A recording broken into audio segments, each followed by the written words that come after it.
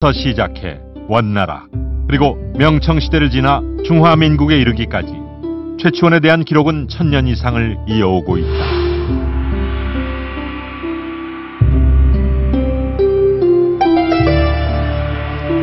그렇다면 최치원은 어떻게 중국에 오게 된 것일까?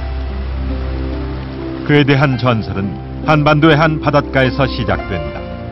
당시 최치원의 나이 12살. 어린 아들을 당나라에 유학 보내며 그의 아버지는 10년 안에 과거에 급제하지 못하면 나의 아들이라 하지 말라고 한다. 무엇이 그의 아버지로 하여금 이렇게 혹독하게 어린 아들을 내몰게 했을까?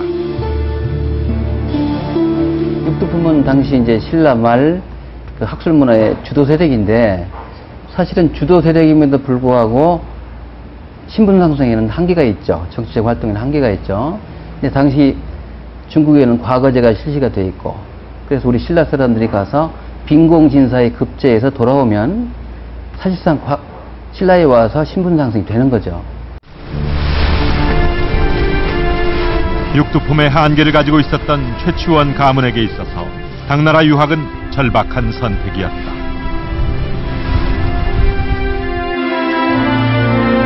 어린 최치원이 도착한 곳은 당나라의 수도 장안이었다. 당시 장안에는 국립교육기관인 국자감이 있었다.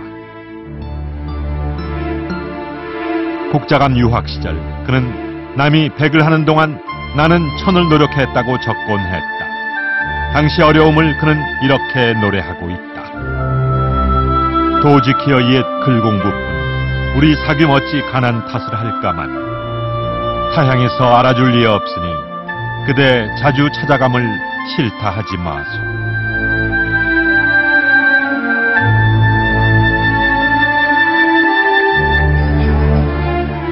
당시 최치원이 어떤 환경에서 공부했는지는 남경에 남아있는 유적을 통해 짐작해 볼 수 있다.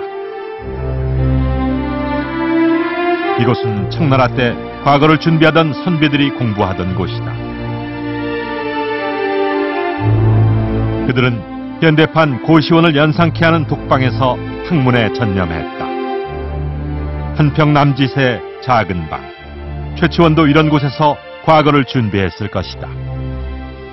요새 우리나라로 치면은 뭐 고시원 정도에 해당되는 그런 걸 국가에서 운영을 했어요. 지금 남경에 가면 그 공원이라고 아주 유명한 그 장소가 있는데, 정말 그 좁은 공간에서 이렇게 그 잠을 자고 또 공부를 하는, 그 당시에 이제 우리나라에서 간 유학생들도 아마 그런 곳에서 공부를 했던 것 같습니다. 그래서 정말 그 열심히 했기 때문에 이제 기한을 10년으로 해놓은 거에 비해서 이제 6년간 했는데 아주 열심히 그 공부를 했던 것 같습니다.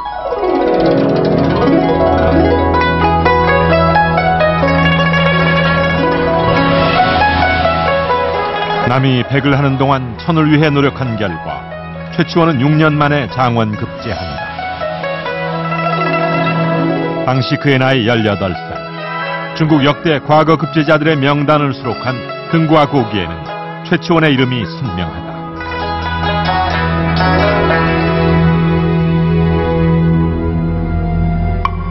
今年宾贡进士的第一名叫做崔致远。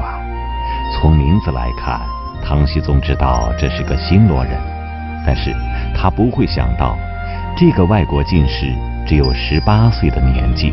今年也只是他到大唐求学的第7个年头。这种正规的学习很快能考中这个唐朝的进士，说明他的这个个人的能力是超强的。那么这一点在中国来说，考进士也不容易啊，因为唐朝的录取的人数很少，一般每一科进士科每一年每一科只取30个人左右。 당시 과거 급제자들은 곡광유음이라는 축하 행사를 벌였다. 서안에 있던 대안탑 인근 큰 호수에 배를 띄우고 시와 여흥을 즐기던 자리. 장원 급제한 최치원도 이런 축하연에 참석했을 것이다.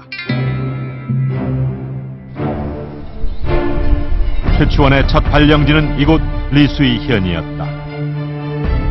당시 그의 나이 20살. 약관의 신라 청년 최치원은 당말 혼란한